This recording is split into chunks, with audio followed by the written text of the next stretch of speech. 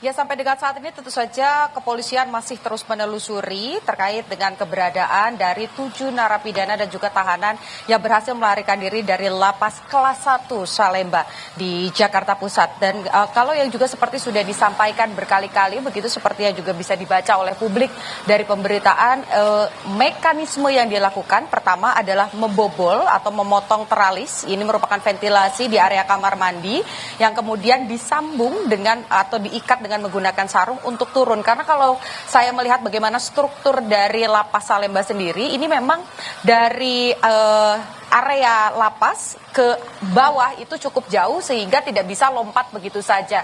Dan juga ada beberapa tingkatan-tingkatan seperti pagar-pagar yang harus dilalui. Jadi setelah dibobol teralis yang ada di kamar, tepatnya itu di Blok S, kamar nomor 16, lalu kemudian menggunakan sarung dan masuk ke gorong-gorong.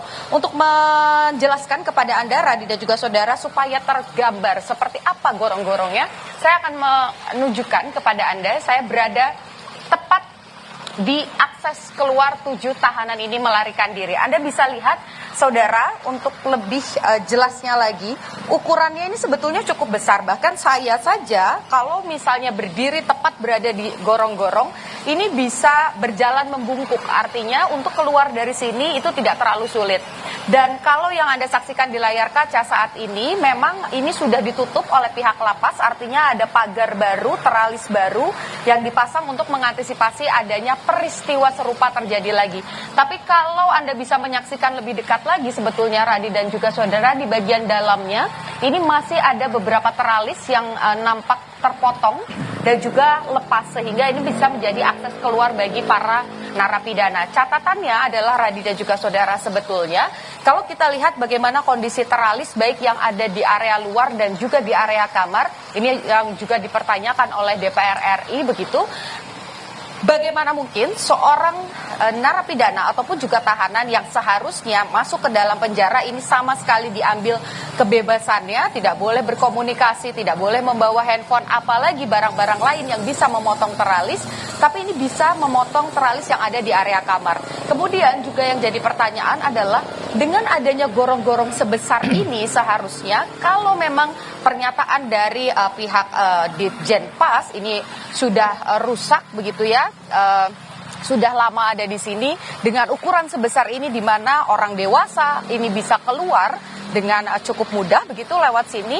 Harusnya ini juga menjadi catatan bahwa pengawasan ini bukan hanya dilakukan di area dalam saja, tapi juga di area sekitaran lapas ini, termasuk juga di gorong-gorong ini. Bagaimana kemudian harapannya ketika misalnya ada akses yang sebesar ini, ada kerusakan, secara langsung akan diperbaiki. Dan juga saudara, selain itu yang saya amati juga dari sore tadi sampai dengan saat ini saya melaporkan kepada Anda, Radi, memang di area belakang ini, baik itu di area pagar di pinggir-pinggir lapas ataupun juga di sepanjang jalan dan pos kamling yang ada di depan, saya tidak melihat adanya CCTV yang kemudian bisa merekam aktivitas mencurigakan, karena kan ketakutannya atau dugaan sementara apakah memang ada pihak luar juga yang membantu untuk memotong area gorong-gorong ini. Nah, itu yang kemudian jadi pertanyaan, karena tidak ada CCTV, lantas bagaimana pengawasannya? Lalu kalau Anda lihat juga dari area gorong-gorong tempat tadi saya menunjukkan kepada Anda,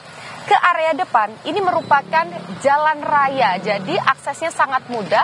Ada transportasi online, ada ojek daring, kemudian juga kalau berjalan sekitar 150 meter ke sisi kiri layar begitu, Radi dan juga saudara, ini juga sudah merupakan jalan utama di mana aksesnya ini sangat mudah untuk kemudian entah itu ada yang menjemput atau memang menggunakan transportasi yang ada di sekitar sini.